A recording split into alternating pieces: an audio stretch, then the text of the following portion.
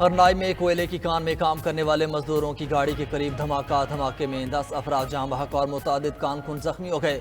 Police کے مطابق ہرنائی کے علاقے شاہرگ میں کوئلے کی کان میں کام کرنے والے مزدوروں کو نشانہ بنایا گیا۔ زخمی ہونے والے متعدد مزدوروں کی حالت تشویشناک ہے۔ وفاقی وزیر داخلہ محسن نقوی کی دھماکے کی شدید الفاظ میں مذمت، مزدوروں کے جاں بحق ہونے کے واقعے پر گہرے دکھ اور افسوس کا اظہار، کہا معصوم لوگوں کو نشانہ بنانے والے درندے کسی رعایت کے مستحق نہیں۔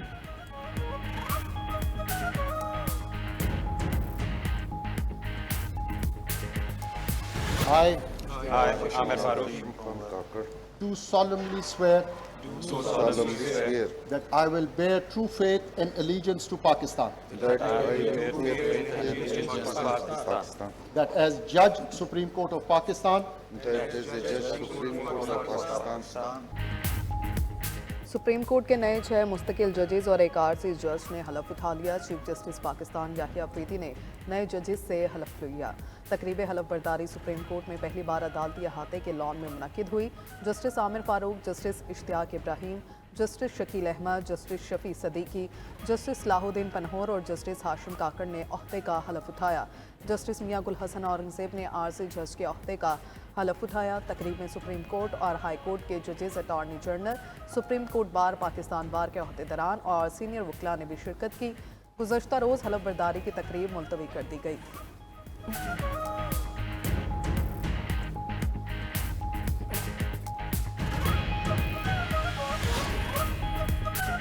جسٹس سرفراز روگر نے قائم مقام چیف جسٹس اسلام آباد ہائی کورٹ کا حلف اٹھا لیا۔ صدر مملکت آصف زرداری نے قائم مقام چیف جسٹس اسلام آباد ہائی کورٹ سے حلف لیا۔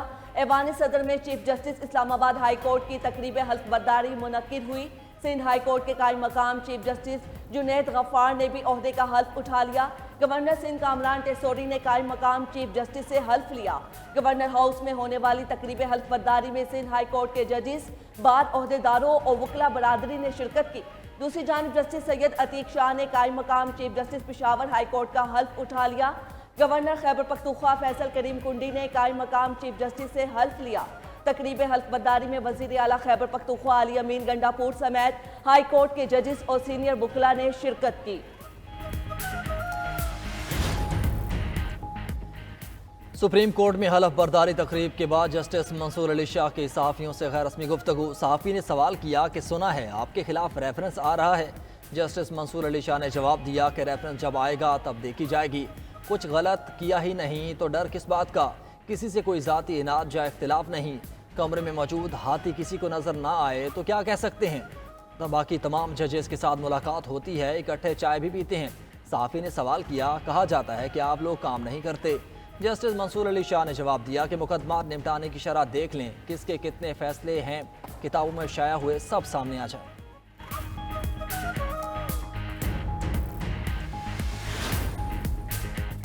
سپریم کورٹ میں نئے آنے والے 7 ججز کا بینچ تشکیل۔ چیف جسٹس یحییٰ افریدی کی سربراہی میں 9 رکنی لارجر بینچ نے مختلف مقدمات کی سماعت کی۔ لارجر بینچ نے ضمانت منسوخی کی 4 درخواستیں مسترد کر دی۔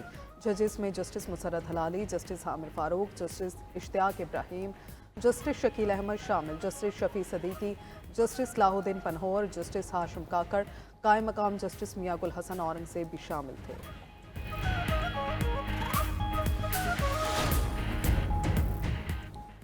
سینٹ اجلاس میں انسانی اسمگلنگ کی روک تھام ترمیمی بل 2025 منظور۔ وزیر قانون نے بل ایوان میں پیش کیا۔ وزیر قانون نے کہا بھکاریوں سمیت کشتیوں کے ڈوبنے کے واقعات ہو رہے ہیں۔ سروس ٹریبیونلز ایکٹ 1973 میں ترمیم پر قائمہ کمیٹی کی رپورٹ پیش۔ ریاستی اداروں کے گورننس ایکٹ 2023 میں ترمیم پر قائمہ کمیٹی کی رپورٹ سینٹ میں پیش۔ زرعی ترقیاتی بینک میں گزشتہ 10 سال کے دوران بھرتیوں پر رپورٹ پیش۔ چیمپئنز ٹرافی سے پہلے آخری امتحان، پاکستان اور نیوزی لینڈ آج ٹکرائیں گے۔ ٹرائی نیشن سیریز کا فائنل 2 بجے نیشنل اسٹیڈیم کراچی میں ہوگا۔ لیگ میچ میں نیوزی لینڈ نے پاکستان کو شکست دی تھی۔ شاہین پروٹیز کو دھول چٹانے کے بعد سیریز کے فائنل میں پہنچے۔ دونوں ٹیمز ٹرائی نیشن سیریز کی ٹرافی جیتنے کے لیے پرعزم۔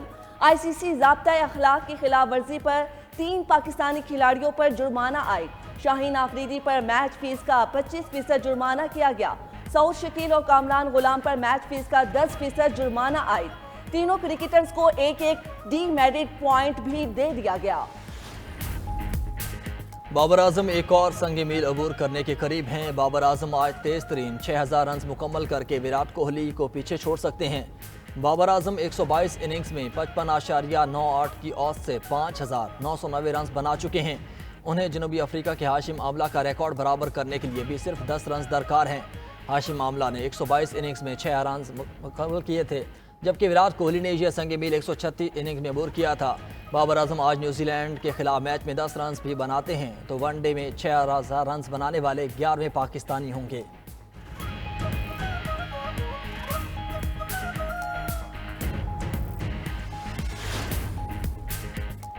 चेयरमैन पीसीबी मोहसिन नकवी की खुसूसी दावत। यंग क्रिकेटर्स ने कराची के मकामी होटल में कौमी टीम के खिलाड़ियों से मुलाकात की, तस्वीरें और सेल्फियां बनाई।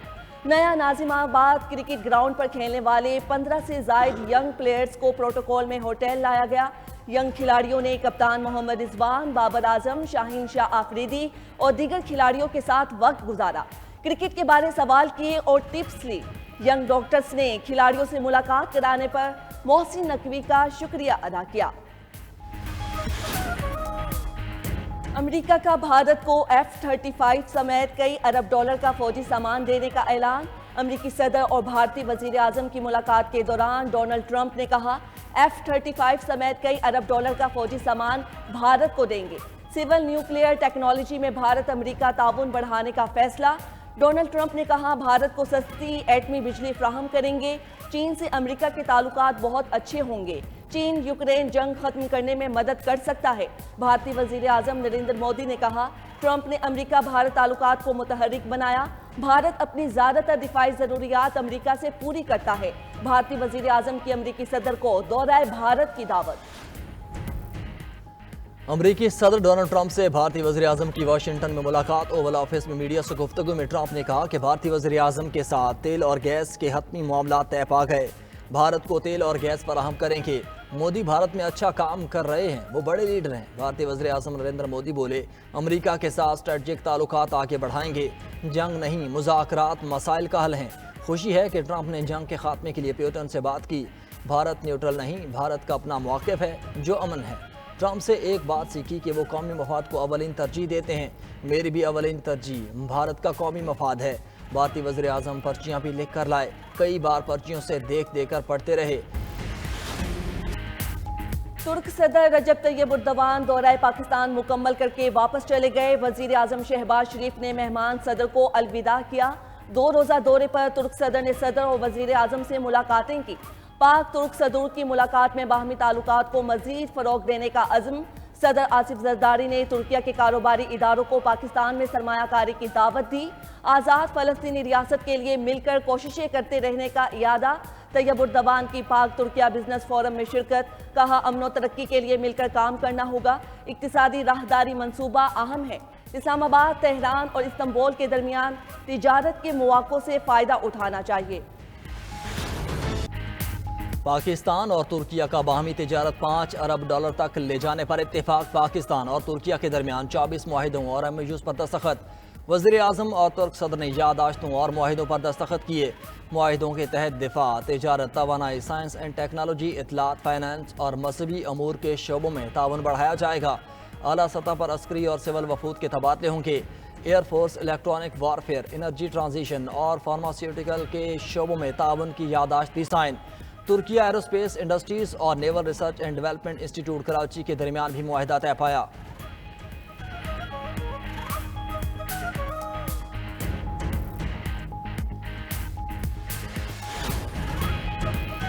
मुझे किसी का कोई खत नहीं मिला, खत मिला भी तो नहीं पढ़ूंगा, उसे वजीर आजम को भिजवा दूंगा। Army chief general Asim Munir की तुर्क सदर के जोहराने में सहाफ़ियों से गैर रस्मी गुफ्तगू। मजीद कहा, पाकिस्तान में तरक्की हो रही है, मुल्क बहुत अच्छे अंदाज से आगे बढ़ रहा है, इसे आगे बढ़ते रहना है। उधर लीगी सेनेटर इरफान सिद्दीकी का कहना है, मेरी मौजूदगी में आर्मी चीफ ने सहाफ़ियों को बताया कि उनको कोई खत नहीं मिला तो वजीर आजम को भेज देंगे। मुशीर वजीर आजम राना सनाउल्लाह ने कहा, बानी PTI का खत फौज के खिलाफ बयानिया है। PTI के सेनेटर अली जफर ने खत से मुतल्लिक कहा, बानी PTI ने ओपन लेटर लिखे, अभी तो 3 खत लिखे हैं, हो सकता है 4था खत भी लिखें।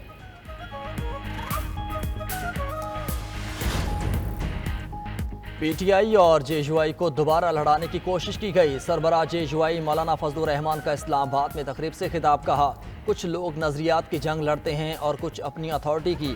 عوام صرف ووٹ ڈالتے ہیں مگر فیصلہ باکس کھولنے والا کرتا ہے. ایک خبر بتا کر سینکڑوں خبریں چھپائی جاتی ہیں. ایسے ملک نہیں چلتے. مولانا فضل الرحمان کا پیکا ایکٹ کے خلاف صحافیوں کی مکمل حمایت کا اعلان.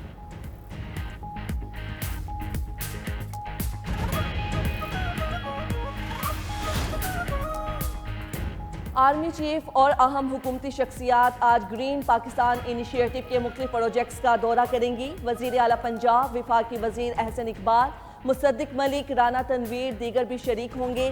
دورے کے دوران GPI کے تحت جاری زرعی منصوبوں اور مختلف سہولیات کا جائزہ لیا جائے گا. GPI کے smart agri farm, green agri mall اور تحقیق کی سہولت مراکز کے افتتاح شامل.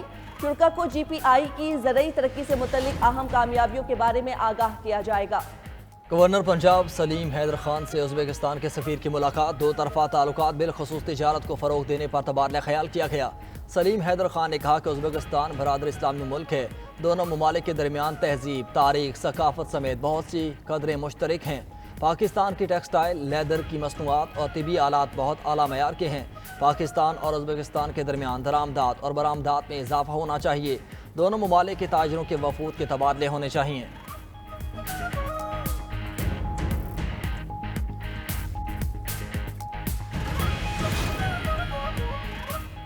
سابق DG SBCA رشید سولنگی کے بیرون ملک جانے پر پابندی عائد. وفاقی حکومت نے سابق DG Sindh building control authority کا نام ECL میں ڈال دیا. ڈائریکٹر جنرل امیگریشن نے ڈپٹی ڈائریکٹر ECL اور نیب کو خط لکھ دیا. رشید سولنگی نے اپنے دور میں غیر قانونی طور پر کثیر المنزلہ عمارتوں کی منظوری دی. DG امیگریشن کا خط ملک کے تمام ایئرپورٹس پر بھیج دیا گیا. حساس اداروں اور نیب نے ان کے خلاف خفیہ انکوائری شروع کر دی ہے. ان کی سفارش پر یہ کارروائی کی گئی ہے. رشید سولنگی کے بیرون ممالک جانے کے خدشے کے پیش نظر ان کا نام پاسپورٹ کنٹرول لسٹ میں شامل کر لیا گیا ہے. امریکی صدر نے تجارتی شراکت داروں پر باہمی ٹیرف لگانے کا ایگزیکٹو آرڈر جاری کر دیا. میڈیا سے گفتگو میں کہا کہ باہمی ٹیرف ان ممالک پر لگائیں گے جن کے ساتھ تجارتی خسارہ ہو رہا ہے. یورپی یونین کے ساتھ تجارت میں بھاری خسارہ ہو رہا ہے. ہمارے اتحادی تجارت کے معاملے میں دشمن سے بھی بدتر ہیں. روس کے ساتھ جنگ بندی مذاکرات میں یوکرین کو بھی شامل کریں گے. جنرل ملی جیسے نااہل لوگوں نے افغانستان سے انخلا کو غلط ہینڈل کیا. امریکی اسلحہ افغانستان میں نہیں چھوڑنا چاہیے تھا. چین میکسیکو میں دنیا کا سب سے بڑا کار پلانٹ قائم کرنے جا رہا ہے. میرے صدر بننے کے بعد چین نے کار سازی کا منصوبہ ختم کر دیا. فوجی اخراجات $1 ٹریلین ہیں. یہ رقم دوسرے کاموں پر خرچ ہونی چاہیے.